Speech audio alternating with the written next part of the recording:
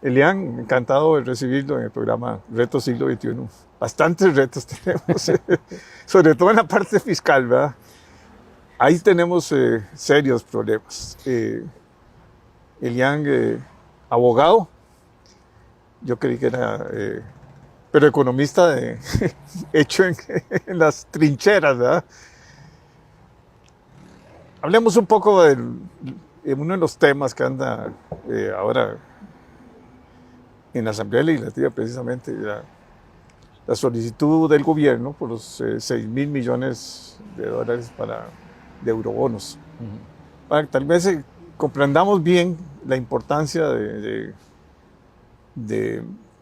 los eurobonos digamos, en el flujo de caja que tiene el gobierno y los compromisos que va a tener también con el Fondo Monetario, porque yo no sé si el Fondo Monetario, cuáles son la nueva agenda que va a tener este gobierno con el Fondo Monetario, ¿verdad?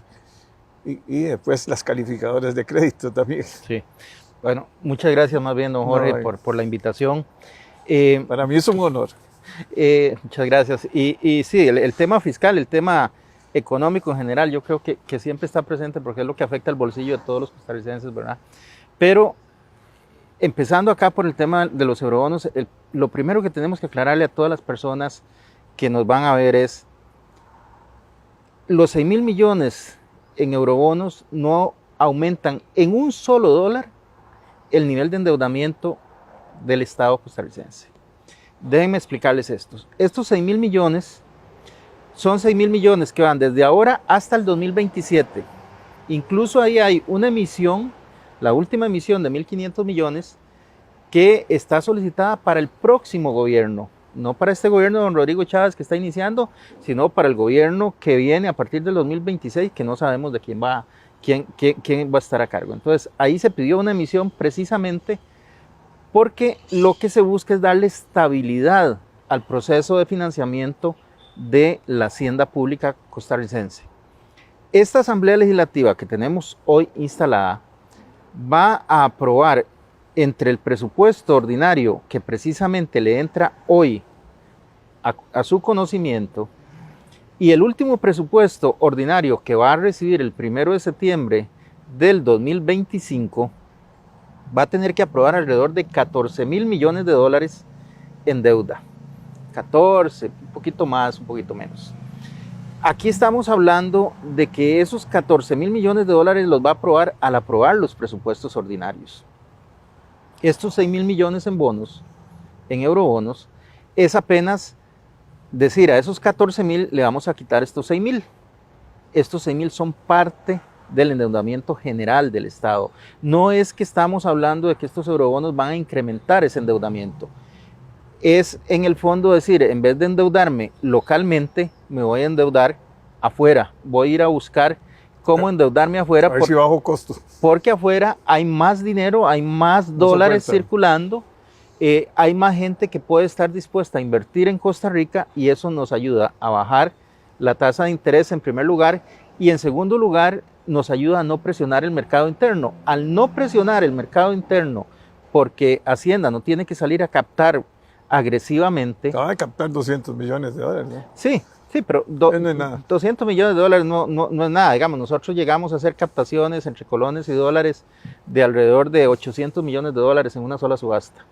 Entonces, aquí lo importante es entender que estos eurobonos en realidad, en primer lugar, se distribuyen a lo largo del tiempo, no son una sola emisión, sino que son 4 emisiones distribuidas desde aquí hasta el 2027. En segundo lugar, no incrementan el nivel de endeudamiento del Estado costarricense en un solo dólar. En tercer lugar, a todas las personas que nos están viendo y que tienen créditos de vivienda, de vehículo, un crédito empresarial, estos eurobonos les ayudan. ¿Por qué? Porque no les va a subir la tasa de crédito, la tasa de interés interna. Y entonces, al hacer eso, a todos nos va a ayudar y va a ir directo al bolsillo de cada uno de nosotros. Así es que creo que es importante tener todos esos elementos totalmente claros. Dentro de lo que es el compromiso con el Fondo Monetario, hay un compromiso de máximos de endeudamiento. Esos compromisos son incluso nominales, no se establecieron como porcentajes del PIB porque precisamente lo que se buscaba es que no se aprovechara el hecho de que iba a ir creciendo la producción nacional para decir, ok, yo puedo ir creciendo en deuda, sino que se estableció montos nominales y en el caso de los dólares se estableció un mecanismo que permite hacer ajustes. ¿Por qué? Porque se pensó, ok, el dólar en este momento está, no recuerdo, pero creo que estaba por debajo de 620 cuando se hizo ese acuerdo. Entonces, si el dólar estaba en ese precio y ahora se va a 700 colones, hay una diferencia importante, entonces hay que hacer el ajuste. Y ese ajustador está ahí incluido en el acuerdo con el fondo. Entonces, todo eso está debidamente planeado, todo está por escrito, todo está bien señalado. Y yo lo que creo es que al final de cuentas, estos eurobonos lo que nos van a permitir es que el Estado, que la Hacienda Pública se financie de una forma sana, que el ministro de Hacienda sepa que cuenta con estos fondos, que cuenta con la posibilidad de acceder al mercado y no se deje presionar. Y si el ministro tiene este instrumento, entonces la Asamblea tiene otro instrumento y es el instrumento de decirle al ministro, ¿por qué usted está subiendo la tasa? Vamos a hablar de gestión de deuda, vamos a hablar en serio de gestión de deuda. ¿Por qué? Porque yo le di los instrumentos para que usted gestione bien la deuda. Si yo le doy los eurobonos... Bueno, si el mercado internacional le está subiendo los intereses a todos los bonos los bonos suben por el riesgo país. Si el país mejora fiscalmente, y ahí, entonces las calificadoras le dan mejor nota. Y ahí el inversionista dice, bueno, si no yo invierto en Estados Unidos, me van a pagar el 3 y pico, bueno, pero ahí no hay riesgo. Costa Rica el riesgo no lo cobran caro, o sea, sí, pero 4 puntos. A nosotros en la parte final del 2021 y en la parte inicial del 2022, las calificadoras de riesgo nos mejoraron la perspectiva, es decir, nos están viendo mucho mejor. Si ya venimos con el Fondo Monetario y pasamos la tercera revisión, que es la que deberían venir a hacer ahora en septiembre, entonces los mercados internacionales van a decir, bueno, el país va bien, hubo un cambio en la presidencia de la República, pero en materia fiscal el país sigue bien enrumbado. Hay disciplina. Hay disciplina. Entonces, todo eso... Aunque la regla fiscal la han roto, Bueno, en algunos casos puntuales, sí, ahí va. Pero aquí lo importante es, al final, pasar esa tercera revisión, saber que el tema está bien, y para los mercados internacionales, ese es el tema puntual. Ok, pasan una tercera revisión, quiere decir que se está trabajando de la mano del programa que se había acordado con el Fondo Monetario Internacional. Y desde ese punto de vista, esos mercados pues, van a responder positivamente a la hora de colocar los bonos. Ahora, se dice, es que las tasas ahora afuera están muy altas. Sí, están altas afuera, están altas aquí. Sí. Dentro de un año no sabemos, probablemente van a estar más bajas afuera, entonces dentro de un año podemos ir con la segunda emisión, o dentro de 18 meses, en el plazo que sea. Y eso es lo importante. No la pueden dejar tan alta, porque los americanos lo están subiendo, la Fed, para enfriar la economía, pero hay que tener mucho cuidado si le enfrían mucho. Ok, por eso, pero entonces hay estrategias. Es un enfriamiento con pleno empleo, es un extraño. Sí, una estrategia que usted puede utilizar es colocar unos eurobonos, primer paquete, sí, a un plazo más corto que los que puede colocar después con una tasa de interés más baja. Usted lo que tiene que hacer es aprovechar. Ahora, ¿qué va? Ahora va a buscar liquidez. ¿Y qué puede ir en una segunda emisión? En una segunda emisión puede ir a buscar tasa. Entonces, lo que hay que ver es el mercado y trabajar con el mercado y ver exactamente qué es lo que está pasando ahí. Pero en términos generales, a nosotros como país sí nos sirve el tema de los eurobonos. Y ahora, desde la Asamblea Legislativa, yo lo que le diría es que la decisión que vayan a tomar, yo creo que lo que nos va a decir de la Asamblea es, si está viendo la hacienda pública de una forma integral y efectivamente quiere que los costarricenses tengamos una hacienda pública sana, o si ve la hacienda pública como un rehén, si ve la hacienda pública como aquel instrumento que tenemos que tener aquí como con bozal para que el gobierno nos ayude, acceda, negocie, etc. Entonces, creo que eso es lo que se va a manifestar en la votación que vamos a tener en los próximos días sobre eurobonos. Yo esperaría que los diputados y diputadas tengan Conciencia. Conciencia, y tengan muy presente que para el país, para la hacienda pública costarricense, es realmente importante darle seguridad al ministro de Hacienda.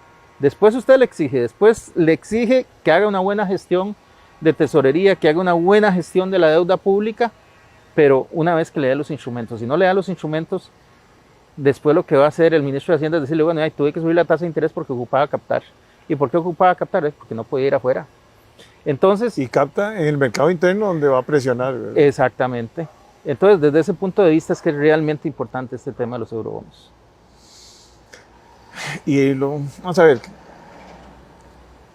fiscalmente hemos mejorado, se habla de que va a haber un superávit, bueno, no hay todavía datos, no han salido todavía los datos, digamos, del primer semestre. Esto del hackeo ha sido terrible, ¿verdad? O sea, yo el otro día que fui al Ministerio de Hacienda, me asusté donde vi que en la plata no había nadie en el ministerio en la entrada. ¿Qué medidas se están tomando? ¿Usted cómo actuó con el hackeo? Bueno, con lo del hackeo, déjeme decirle que en mi condición de ministro, yo tomé una decisión política. La decisión política es que no se iban a tomar decisiones políticas, era una decisión técnica en qué momento se levantaban los sistemas, qué era lo que había que hacer. Todo eso fueron aspectos absolutamente técnicos. A mí me correspondió estar apenas 3 semanas con el tema del hackeo, ya después llegó el nuevo ministro de Hacienda, pero creo que en general ya hay algunos datos, ya el mismo Don Nogui presentó ante la Asamblea Legislativa un dato concreto que es para el mes de abril un superávit primario de 0.9 del PIB. A ese 0.9 yo les decía que hay que sumar un 0.4 que es el superávit de instituciones autónomas producto de la ley 9524 y ley 9635 que ya se incorporó en el segundo presupuesto de la República. Entonces ahí estamos hablando de un 1.3 de superávit primario al mes de abril.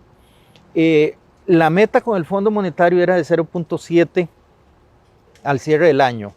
Ese 1.3 se puede llevar bien. En junio tiene que haber se presentado un incremento, un superávit por lo menos de 1.2 en el mes, y luego en septiembre también se va a presentar otro superávit.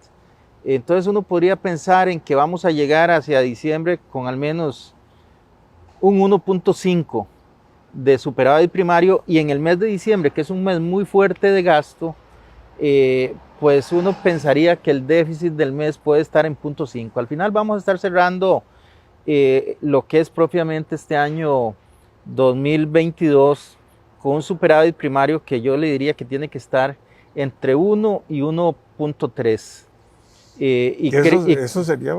Eso sería espectacular. Espectacular para el fondo, el país, también y para el país. Para el país. Las calificadoras inmediatamente dicen, bueno, aquí hay disciplina, aquí hay restricción del gasto. O sea, fundamental mantener cierta restricción del gasto, eso es importantísimo. Esa es la clave aquí. La recaudación está bien, hay que mantener el segundo tema importante, restricción del gasto, y ahí hay que cuidarse mucho de la Asamblea Legislativa, ¿por qué? Porque incluso los mismos compañeros de gobierno del ministro de Hacienda, estoy seguro que tienen amigos y amigas diputadas y van a ir y les van a decir, mira, es que no tengo plata para esto, y entonces se va a venir una presión desde allá.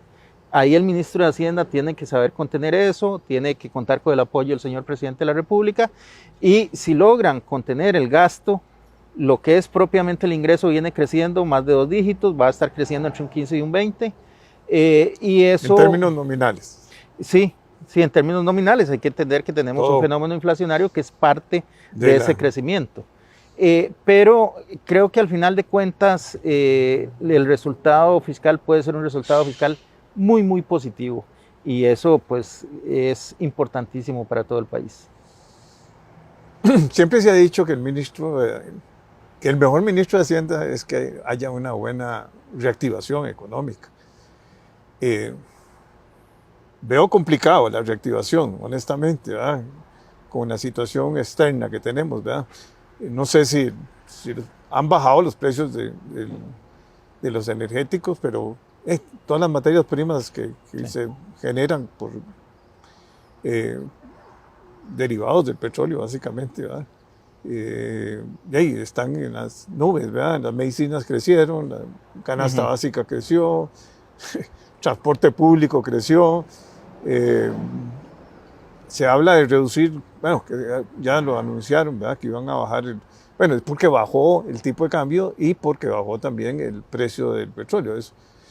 En los mercados ahora, no sé, es una incertidumbre terrible, ¿verdad? Porque esta guerra como parece no terminar. Sí. Hoy habla Rusia de que le va a cerrar la válvula. Dice que era para mantenimiento, unos días nada más, pero a Europa la colapsan, ¿verdad? La dependencia del gas es algo espantoso, ¿verdad? Sobre todo algunos países, ¿verdad? Como Alemania, que es el gran... los Estados Unidos también con problemas, tiene elecciones ahorita, ¿verdad? En noviembre, ¿verdad? Pleno empleo, ¿verdad? Pero sí está subiendo la tasa pasiva, la tasa de la política monetaria, la Fed. Entonces, está afectando a la bolsa, ¿verdad? Está afectando a las actividades porque todo es rentabilidad. Oye, yo invierto aquí o invierto en bonos, los bonos de Estados Unidos son los más seguros. Sí, pero ahí tal vez, don Jorge, si vamos al caso costarricense, vea, nosotros estuvimos en julio del 2020, si mal no recuerdo, con un 24.4 de desempleo, digamos, era un desempleo terrible. Sí. Nosotros cerramos en mayo del 2022, estamos cerrando con una tasa de desempleo por debajo del 12, con alrededor de 11.6, si mal no recuerdo, por ahí anda. Que es una tasa de desempleo inferior a la que teníamos pre-pandemia. Pre-pandemia. Es decir, 2019. Sí, entonces viene mejorando un poquito eso. Cuando uno conversa con los empresarios, y yo en estos días he estado pues reuniéndome con varios de ellos, en primer lugar, déjeme decirle que hay muchísimos proyectos, hay muchas cosas que están arrancando. Guanacaste está reventando. Guanacaste, por el lado también de Occidente. Creo que la nueva ley de zonas francas va a ser muy importante en todo ese proceso. Turismo en este momento está con datos que superan lo que había pre-pandemia. Construcción está mejorando, anda bastante bien. Entonces, yo lo que le diría es que nosotros venimos, no de ahora, sino desde hace ya como unos 18 meses, en un proceso de reactivación que se ha venido dando, que es un proceso yo creo que bastante sólido. La economía creció en el 21 de una forma muy satisfactoria. En este año, a pesar de todas esas situaciones negativas que se presentan, nosotros estamos creciendo arriba del 3%. Sí.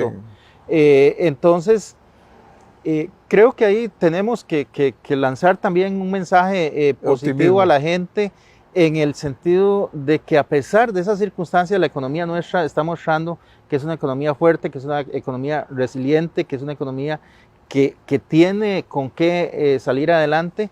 Y desde ese punto de vista, yo creo que es un optimismo con datos, no es un optimismo loco, sino que es un optimismo donde lo que estamos diciendo es, a pesar de todas esas cosas que son negativas, a pesar de que tenemos inflación, a pesar de que tenemos una situación con el dólar que en este momento es un poquito inestable, había subido mucho, bajó, ahora está subiendo un poquitito, pues a pesar de todo eso la economía está respondiendo, está generando empleo, estamos en este momento con crecimientos importantes, por ejemplo en exportaciones de lo que es sector de zonas francas, exportaciones de servicios, incluso el régimen definitivo. Dígitos, sí, definitivo también. Entonces, creo que vamos bien. Lo que hay que hacer es mucha disciplina.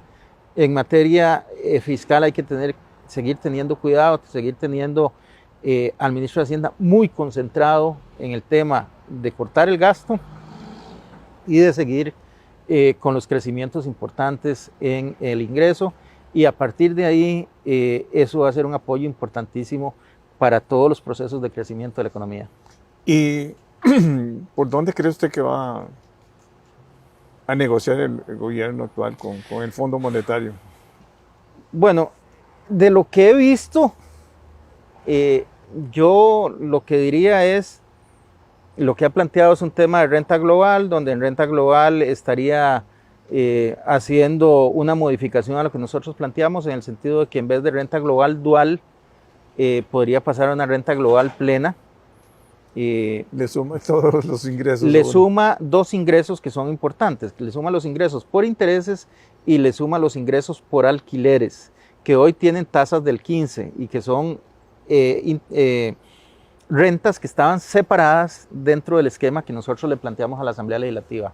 Creo que hacer eso le agregaría mucha conflictividad al proyecto y desde ese punto de vista pues va a ser mucho más difícil todavía que pueda pasar en la Asamblea Legislativa o le puede agregar mucho riesgo. ¿Por qué? Porque para poder agregar eso va a tener que tocar la tasa de renta y va a tener que traérsela hacia abajo.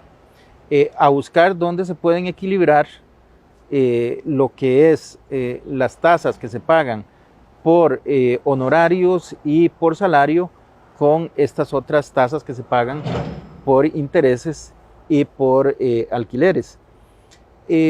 Al hacer eso se corre un riesgo de generarle inestabilidad a flujos que ya hoy están estables, a negociaciones que ya se realizaron en lo que tiene que ver con intereses y en lo que tiene que ver con alquileres.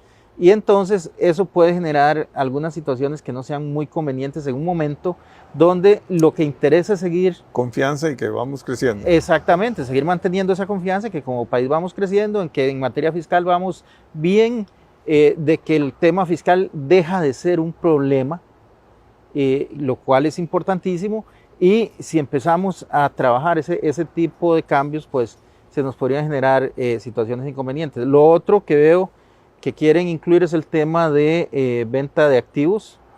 Yo esperaría que el tema de venta de activos no lo vayan a incluir como un parámetro estructural. Dentro de los acuerdos del fondo hay una serie de obligaciones del Estado y hay otros que se llaman parámetros estructurales. El parámetro estructural, si no se aprueba, si no se ejecuta, le permite al fondo decir: usted no ejecutó ese parámetro, por tanto no le giro el dinero. Todavía quedan, creo que 1.200 millones de dólares que tiene que recibir Hacienda, 300 tendría que recibirlos ahora en diciembre, y me parece que sería un error gravísimo incluir venta de activos como un parámetro estructural. Pero además,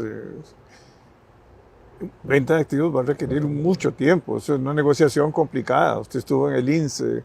Usted sabe lo que es, primero hay que evaluar cuánto vale la empresa y cómo se va a vender. Y los fondos de inversión tienen que ver que haya rentabilidad y cómo va a ser el gobierno corporativo. Exactamente. En fin, hay muchas cosas que me parece a mí que son claves, ¿verdad? En este un proceso de 2 a 3 años por lo menos.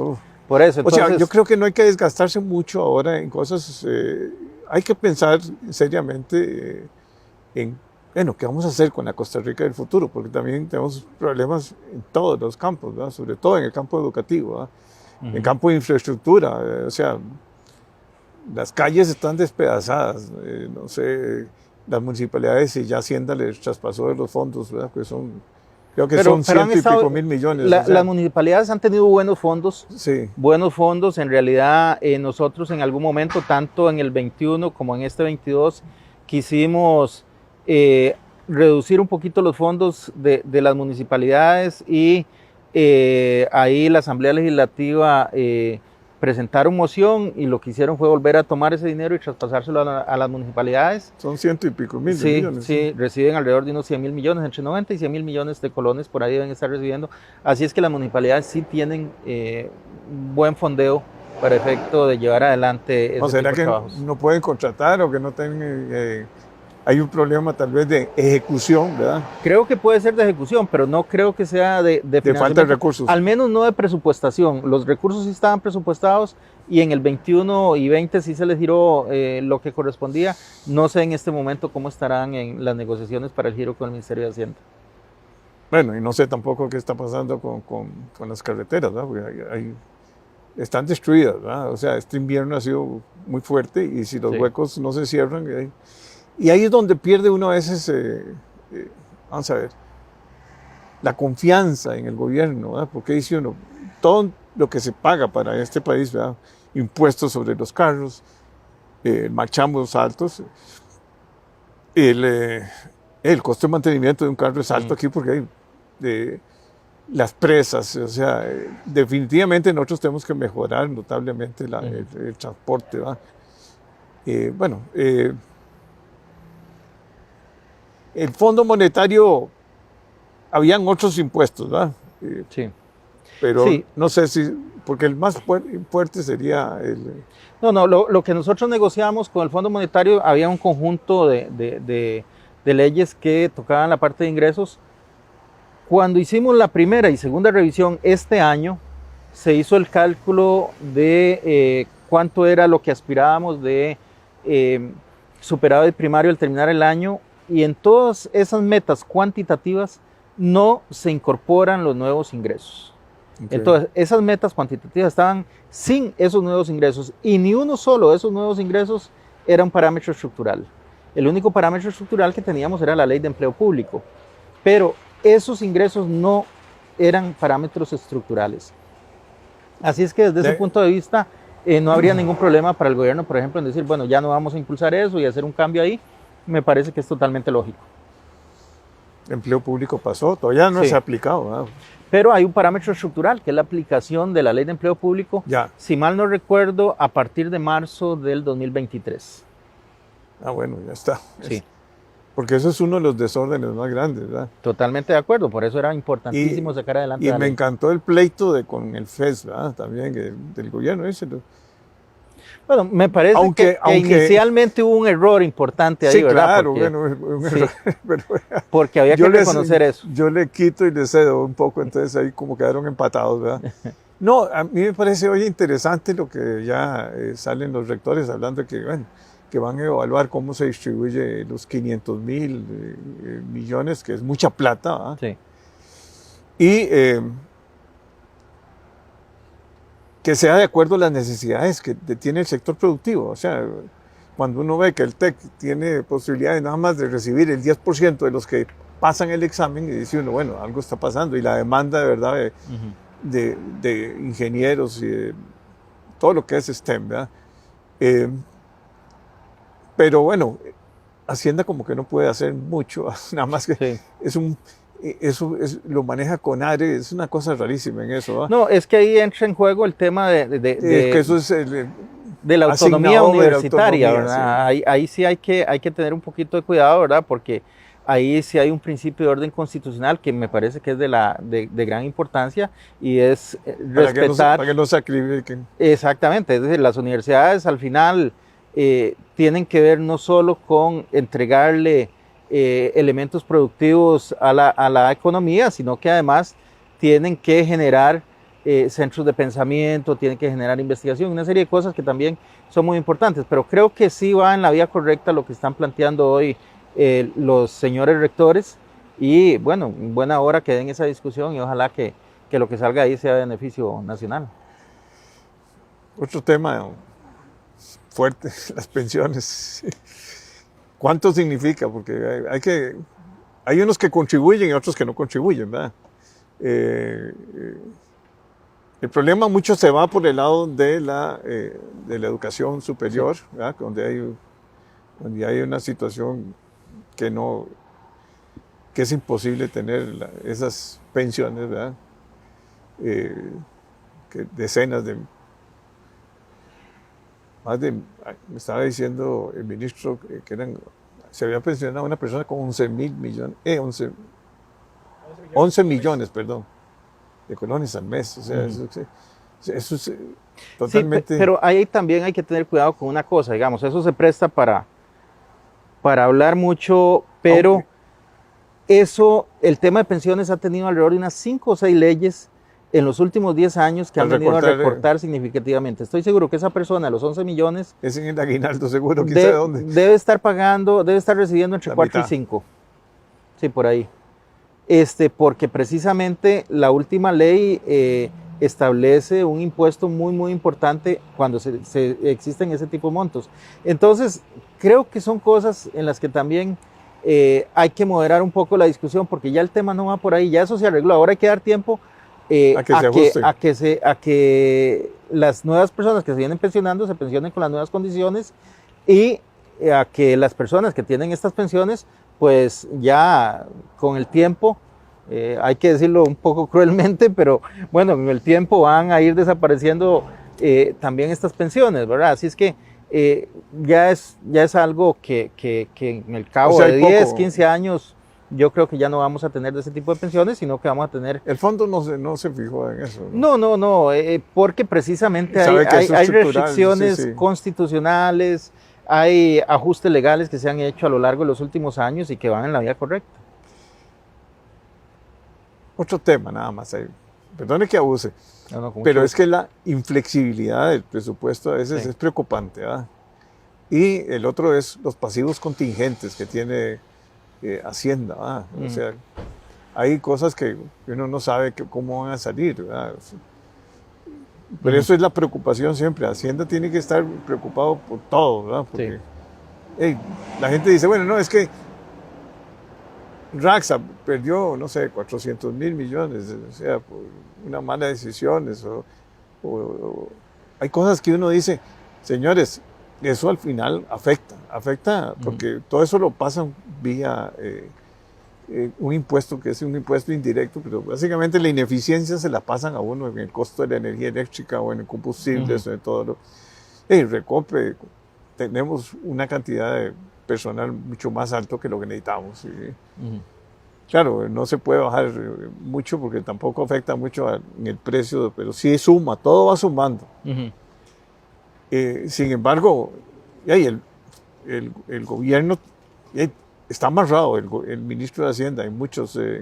Sí, y en algunos de estos casos, vean, nosotros, por ejemplo, yo le comentaba, quisimos hacer algunos ajustes en ingresos que iban hacia el BAMBI, en ingresos que iban hacia las municipalidades, tomar ese dinero y llevarlo hacia otros lados, y la misma Asamblea Legislativa va de vuelta. Dijo, no, va de vuelta, pero perdón, si lo que estamos hablando es de que al Ministerio de Hacienda le corresponde la rectoría fiscal lo que quiere decir al final de cuentas es dónde vamos a colocar, cómo se asignan. Y entonces la Asamblea Legislativa, me parece que con criterio político, por ejemplo, en el tema de las municipalidades era clarísimo que lo que querían era darle recursos a las municipalidades porque ahí tenían alcaldes de sus simpatías, y entonces sencillamente no permitían que ese dinero se fuera. En el caso del BAMBI era también clarísimo el tema, ¿verdad? Y entonces le devolvían el dinero al BAMBI. E incluso, por ejemplo, en el caso del Ministerio de Hacienda, nosotros directamente nos sacaron casi 7 mil millones de colones,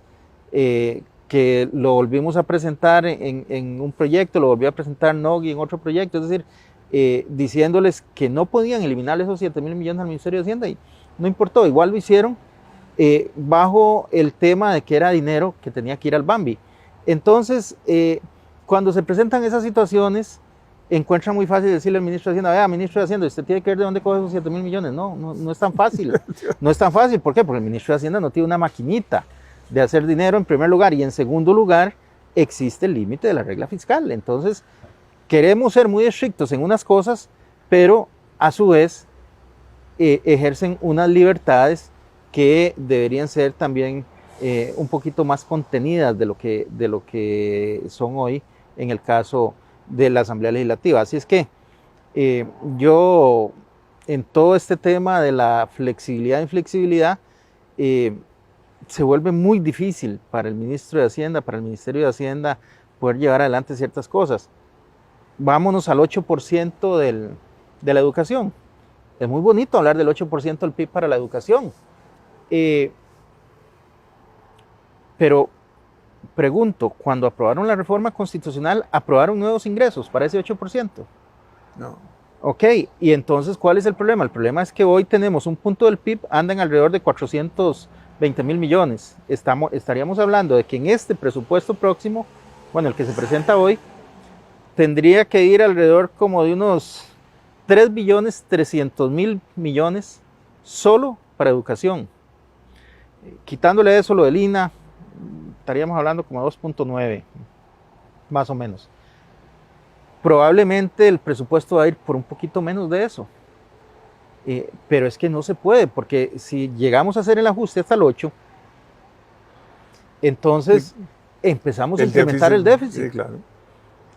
Y ahí es donde hay que tener cuidado. Ese tipo de cambios que se hacen pueden ser muy bien intencionados, pero al final tienen o vienen y generan problemas estructurales que son muy difíciles de corregir en un ámbito institucional como el costarricense. Por ejemplo, en el caso del Poder Judicial siempre se hace el esfuerzo y más bien, por lo menos en mi caso, hicimos lo posible para darle recursos necesarios para que pudieran ampliarse un poquito más porque sabíamos las enormes necesidades que tenían. Pero el 6% puede, como algo fijo, tiende a ser muy importante y conforme vayan creciendo los presupuestos, que tienen que ir creciendo, pues eso se va ampliando y entonces tiene un efecto de círculo vicioso. El INA, ayer comentaba yo el asunto de los bomberos ahí, que el INSE ahora lo que le dan es el 4% de las primas, pero eso es un montón de plata. Entonces uno ve a los bomberos, ¿verdad?, con los mejores equipos. Nunca en la historia han tenido unos equipos más modernos. Yo creo que ni en las películas de esas que salen. Y las estaciones también. Es más, la estación que está en el centro de San José, no sé, la abandonaron, ahí se quedó. Bueno, no, es que se construyeron dos megaestaciones en San José precisamente para que San José pudiera desarrollarse, ojalá hacia arriba mucho más. Y entonces esas dos estaciones tienen que tomar unas funciones distintas de las que tienen hoy. Ahí en el puro centro de San José. Sí, esa del puro centro, hasta donde recuerdo, se le había vendido a Banco Popular, porque Banco Popular iba a desarrollar ahí una figura, una torre, pero bueno, ahora veo que están remodelando todo el edificio de Banco Popular, así es que no sé en qué habrá quedado eso, porque yo me fui hace ya más de 2 años de ahí, no sé cómo estará el tema. Bueno, Elian, yo creo que tendremos ocasiones para volver a hablar. Me parece que es importante tu experiencia. Has estado en 2 institutos, bueno, en el INS y en el gobierno, en la parte de Hacienda. Y hoy no tocamos el INS, pero en otra ocasión tal vez podemos sentarnos. Pero esperemos que no lo toquen tampoco, ¿verdad? Que lo dejen ahí quietico.